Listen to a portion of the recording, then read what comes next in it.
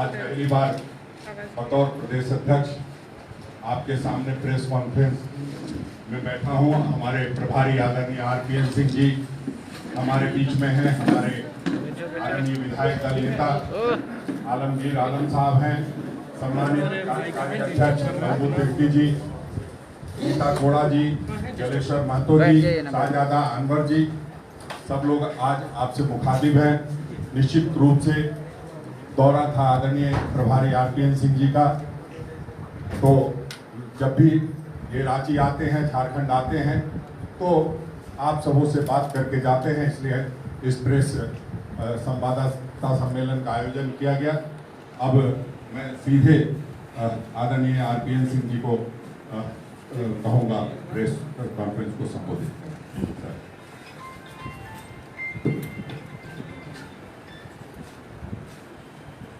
नमस्कार, जोहार।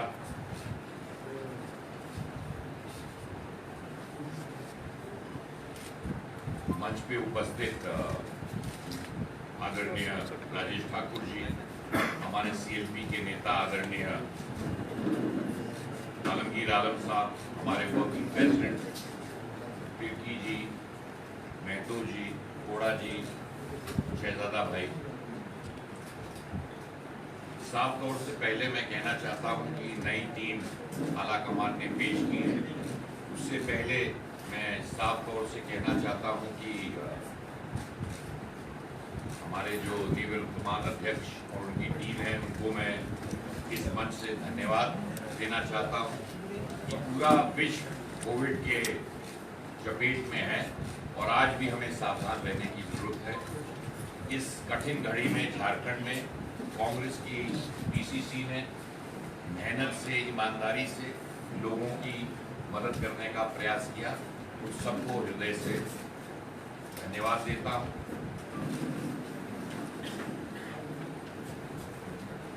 जो नई टीम बनी है, क्योंकि कोविड में थोड़ी कमी आई है, साफ तौर से निर्देश नई कमेटी को है कि जो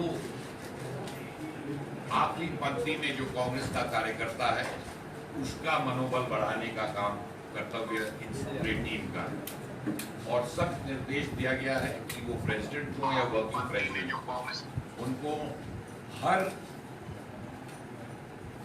जिले में ब्लॉकों तक दौरा करके और जो कांग्रेस का गांव का कार्यकर्ता है उस तक पहुंचकर संवाद करने की आवश्यकता है।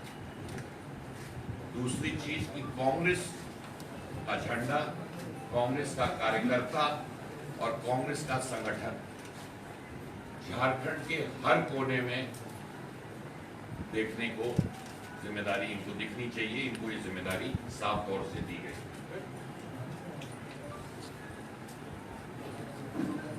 तमाम मुद्दे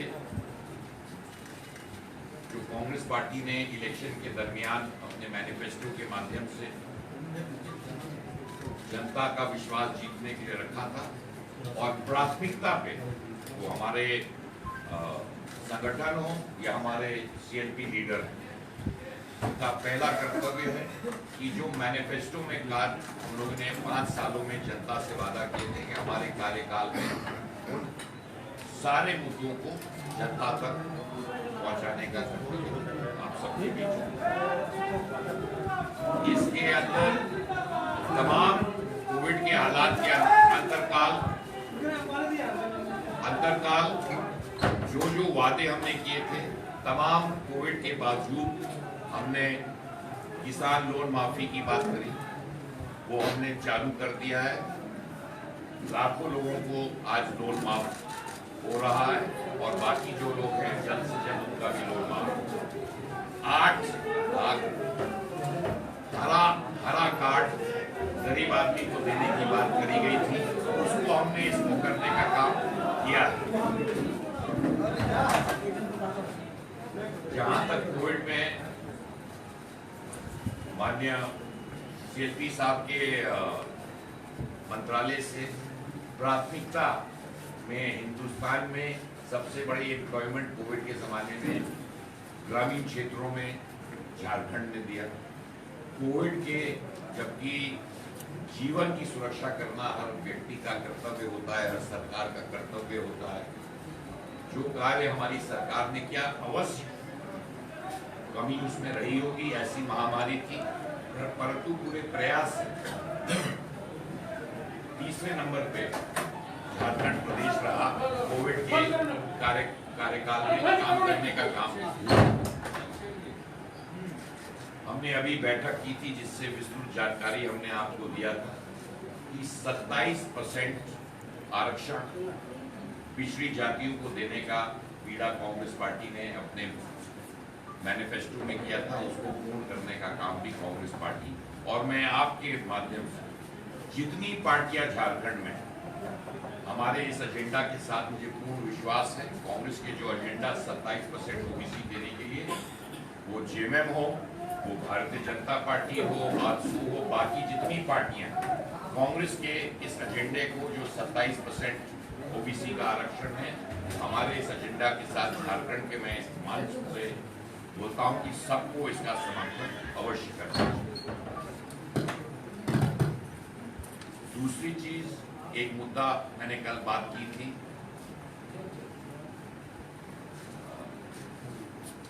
नियोजन में कुछ त्रुटियां थी जिसमें हमने नियुक्त किया है, जो सीएलपी और हमारे प्रदेश अध्यक्ष जी हैं, वो मुख्यमंत्री से जो तमाम लोगों ने, संगठन के लोगों ने और विधायक, माननीय विधायकों ने जो पॉइंट रेज किया है, उनसे उस पर चर्चा करेंगे। तीसरी एक हालत जो पूरे झारखंड में है, बिजली को लेकर बड़ी समस्या है, तो इसमें तत्काल इम्प्रूवमेंट करने की जरूरत है और बिजली आज ग्रामीण क्षेत्र में भी उतनी ही महत्वपूर्ण है जितनी शहरी इलाकों में।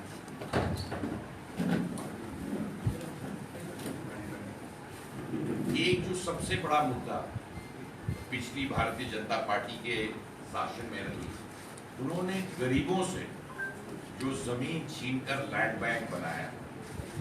हम उस लैंड बैंक पे अगर इंडस्ट्री लगती है तो हमें उसमें कोई दिक्कत नहीं, इंडस्ट्री से यहाँ के नौजवानों को नौकरी मिलेगी, परंतु तमाम ऐसी जमीनें गरीबों की छीन कर उन्होंने लैंड बैंक में डाला। हम चाहेंगे कि इस हमारी सरकार में वो जमीन जो गरीबों की है, जिसने वो भारतीय जनता पार्टी ने गरीबों से छीनी थी, वो जमीन वापस उनको मिलना चाहिए। एक और विस्थापित एक यहाँ बहुत बड़ी समस्या है। इस मुद्दे को विधानसभा में हमारे माननीय विधायकों ने उठाया भी था और इसमें हम सरकार से हमने उनसे किया है कि इसमें एक आयोग तत्काल बनना चाहिए, क्योंकि तमाम मुकदमे सालों साल चलते रहते हैं। गरीब आदमी जो विस्थापित है उसके लिए एक बहुत बड़ी दिक्कत है। परंतु प्राथमिकता मैं समझ सकता हूँ कोविड की वजह से। कल भी मैंने मुख्यमंत्री जी से विधायक मंडल दल की बैठक में साफ तौर से कहा था कि एक जो है बड़ी उम्मीद के साथ झारखंड की जनता ने हमारे गठबंधन को समर्थन दिया था और हमारी बहुमत की सरकार इस गठबंधन की बनाई, तो नौकरियों को देना और रोजगार एक बहुत बड़ा कर्तव्य है इस सरकार का। उसमें उन्होंने विश्वास दिया है कि जल्द इसी वर्ष में नौकरियों की वांट निकल जाएगी और लोगों का धीरे धीरे झारखंड के नौजवानों का कार्य होगा। नियोजन नीति के माध्यम से हमारा एक लक्ष्य ये है, झारखंड वासियों को ज्यादा से ज्यादा नौकरियां उनको उपलब्ध हो। नियोजन के माध्यम से यहाँ के जो आम आदमी है, गरीब आदमी है, उनकी ज्यादा से ज्यादा भर्ती सरकारी नौकरियों में ऐसे नियोजन का तरीका बनाने का प्रयास किया गया है कि यहाँ के आम और झारखंड वासियों को ज्यादा से ज्यादा नौकरियां मिलें।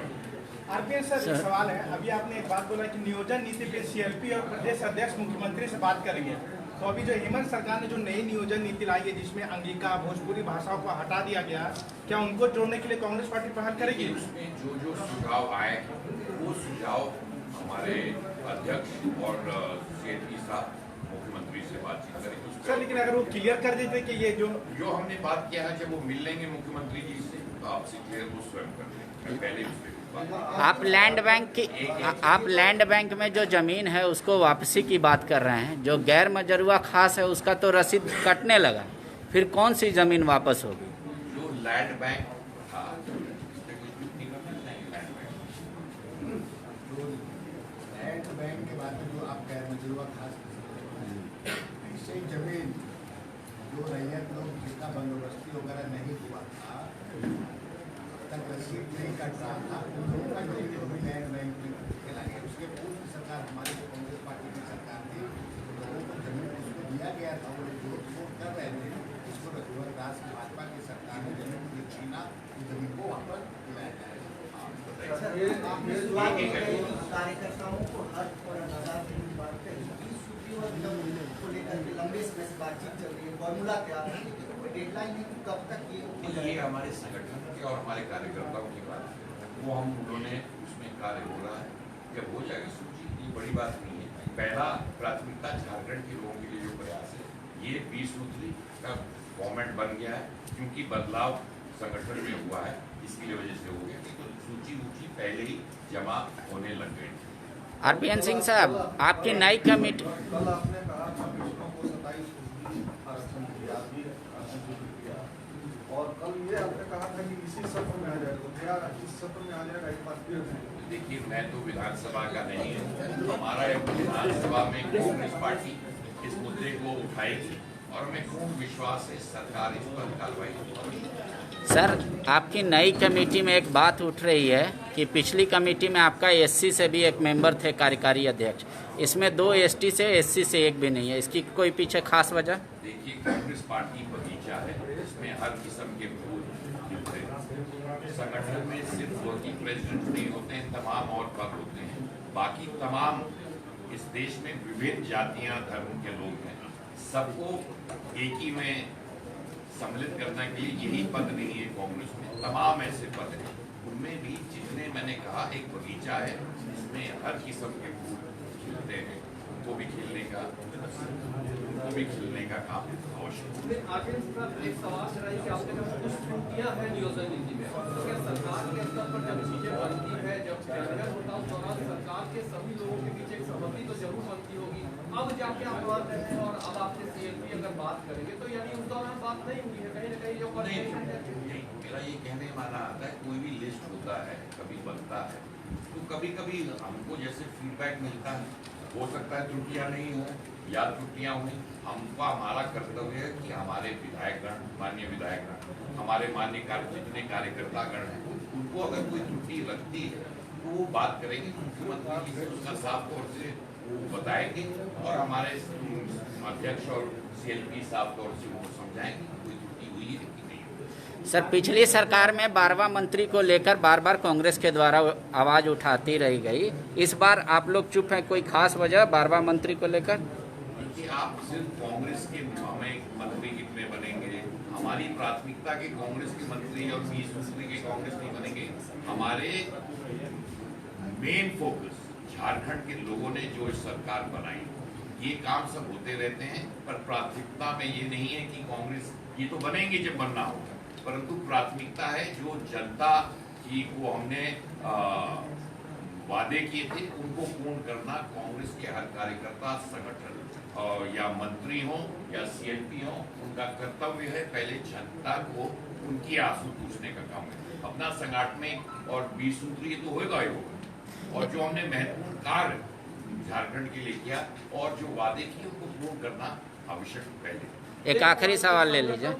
सवाल कि हमसे पहले तक जो बातें बार बार आती रहती थी, नाराजगी की या कोई बयानबाजी की, अब जबकि नया संगठन सामने है, आरपीएन सिंह साहब कैसे इसको सहेजने और समेटने की कोशिश करेंगे ताकि जो विरोध के स्वर, जैसे अभी बाहर भी दिखाई दे रहा था, वो विरोध के स्वर समय समय पर न सुनाई दे? मुझे तो कोई विरोध में आए, तो नारा ही लग रहे हैं भैया। नहीं, नाराजगी भी दिख रही है, ऐसा समेटने की कैसे कोशिश हमारे करेंगे? यहाँ डिक्टेटरशिप नहीं है कांग्रेस पार्टी, अपनी बात रखने का हम सब कार्यकर्ताओं से, हर आदमी को कुछ ना कुछ महत्वाकांक्षा हो सकती है, कोई ना कोई दिक्कत हो सकती है, हर आदमी, आप परिवार में रहते हैं, आपके परिवार के सदस्य हर निर्णय पे आपके साथ रहते हैं, नहीं आप भी समेटने का परिवार में 5-7 ही लोग रहते हैं ना परिवार में, उन्हीं को समेटने में कितना मुश्किल होता होगा, आगे नहीं बढ़ रहा हूँ। प्रभारी 2 साल के कार्यकाल को कांग्रेस को कितना प्रभारी आप चौथे प्रदेश अध्यक्ष के साथ काम कर रहे हैं जो झारखंड में आज तक नहीं हुआ था, तो 3 अध्यक्षों के साथ काम करने का जो अनुभव था, तो ऐसे में क्या कुछ टिप्स देंगे नए अध्यक्ष को? नहीं, देखिए हर आदमी, देखिए ये प्रक्रिया जो है ये चलते रहती है। मेरी प्रदेश अध्यक्ष आते हैं जाते हैं, ये कोई नई चीज नहीं हर पार्टी में होता है।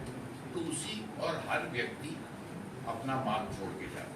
कोई भी अध्यक्ष होता है वो पार्टी को बढ़ाने में, हम बाद में कह सकते हैं ये कमजोरी थी वो कमजोरी थी, पर हर व्यक्ति ने कांग्रेस को बढ़ाने का काम किया। आज हमारे बीच में राजेश ठाकुर और वर्किंग प्रेसिडेंट हमारे सब उपस्थित हैं। तो ये भी कुछ हम इनको भी एक निर्देश दिया गया है और मुझे विश्वास है कि तमाम प्रदेश अध्यक्षों के साथ स्वयं जो हमारे अध्यक्ष हैं उन्होंने काम किया है, तो उनसे सीख उन्होंने अवश्य ली होगी, इसीलिए यहाँ तक पहुँचे। सर दो पूर्व प्रदेश अध्यक्षों ने पार्टी में वापसी के लिए आवेदन किया, क्या उसको विचार सर वो party high command sir SPT act पूरे झारखंड में लागू है, पर संथाल परगना के कई जिलों में इस वक्त आदिवासी की जमीन पर घर बन रहे हैं। इस पर कांग्रेस का क्या टेक सरकार के रहते हुए? देवघर की कई जमीन पर सर गैर आदिवासियों की जमीन पर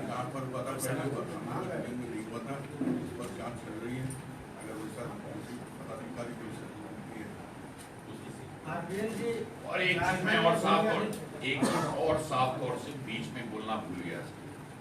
मैं झारखंड के अधिकारियों को साफ तौर से सचेत करना चाहता हूं कि ये सरकार झारखंड के वासियों के बेहतरी के लिए, हमारे कार्यकर्ता अगर कोई भी भ्रष्टाचार का काम भ्रष्टाचार पाते हैं तो हमारे संगठन के लोग उस मुद्दे को दबाने नहीं देंगे, उसके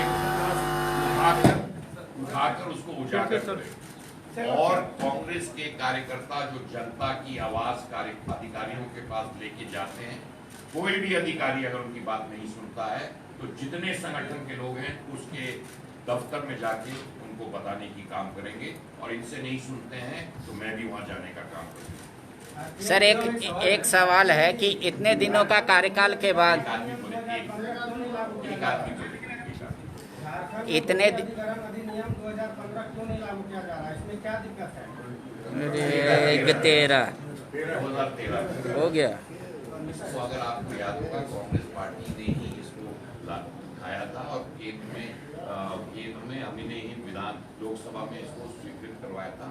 भारतीय जनता पार्टी ने जब जमीन अधिग्रहण की बात करी है, जब तक सीएनटी एसपीटी को बदलने का काम किया है, कांग्रेस पार्टी ने हमेशा उसका विरोध किया है और किसी भी सीएनटी एसपीटी में सबसे राय बात करने में उसमें 1 इंच का भी बदलाव हम नहीं होने देंगे। ये अधिकार सीएनटी और एसपीटी का जो झारखंड के वासियों का है, उस पर आपको याद होगा जब मैं पहले बना था तो एक बड़ा धरना किया था जब भारतीय जनता पार्टी ने सीएनटी और एसपीटी को बदलने का काम किया था, तो धरना हमने घेराव किया था और अगले दिन ही भारतीय जनता पार्टी की सरकार को सीएनटी और एसपीटी एक्ट को वापस करना पड़ा। सर आपकी भी सरकार लैंड पूलिंग लेकर आई है, पिछले विधानसभा सत्र में लैंड पूलिंग लेकर आया गया था, उसमें तो साफ अंकित है कि सरकार कैटलिस्ट की भूमिका अदा करेगी। कोई बड़े चीज बनाने के लिए वो लोग हम लोग इसके जमीन बढ़त नहीं, वो का आगाम और विकास के लिए उसको देखा जाए, उस पर भी हमारा सरकार के संज्ञान में है, उसको देख रहे हैं इसमें बेहतरी होगा या किसके अभी इसका निर्णय। तो आलमगीर साहब आप ये कहना चाहते हैं सरकार दलाल की भूमिका अदा करेगी? दलाल की भूमिका नहीं, हमने साफ स्पष्ट रूप से कहा एक विजन लेकर सरकार चलती है, विजन लेकर चला, लेकिन हम लोग को लगा कि किसी लोग को ठगा जा रहा है, उसको हम लोग स्टॉप करके हैं, उस पर हम लोग विचार करें। ठीक है, एक सवाल सर आरपीएन सर। रसोई गैस के दाम फिर से बढ़ रहे हैं सर, आप लोग लगातार केंद्र का विरोध कर रहे हैं, लेकिन महंगाई में कोई लगाम नहीं लग रहा है। हालांकि पेट्रोल डीजल के दाम, रसोई गैस के दाम दिनों दिन बढ़ ही रहे हैं सर, क्या इस पे हमने आपने अगर होगा राहुल गांधी जी ने अभी परसों ही इस पे प्रेस कॉन्फ्रेंस की। भारतीय जनता पार्टी जब इलेक्शन आता है बड़े बड़े वादे करता है। मैं साफ तौर से पूछता हूं झारखंड के भारतीय जनता पार्टी के नेताओं से कि वो काहे नहीं विरोध कर रहे हैं जब झारखंड के वासियों की गैस बढ़ जा रहा है, पेट्रोल बढ़ जा रहा है। सिर्फ गैस, पेट्रोल और डीजल नहीं बढ़ रहा है, हर अगर कोई आदमी तेल कुकिंग, आप तो महिला हैं, कि तेल का घर के में जो तेल इस्तेमाल होता है उसका क्या दाम, जो चप्पल गरीब पहनता है, जो धोती आदमी कपड़ा पहनता है, जो बंडी गरीब आदमी पहनता है, उस पर क्या दाम पहुंच गया है। और मुझे आश्चर्य है कि कोई भी झारखंड का भारतीय जनता पार्टी का नेता इस पर विरोध नहीं करता है, क्योंकि जितनी महंगाई की मार कोविड के बाद झारखंड के लोगों पे पड़ी है और देश के वासियों पे पड़ी है, इस पर भी आप अगर भारतीय जनता पार्टी के नेताओं से कुछ पूछते कि क्या गरीबी मिटाने के लिए आए हैं कि गरीबी को मिटा देना चाहते हैं। धन्यवाद।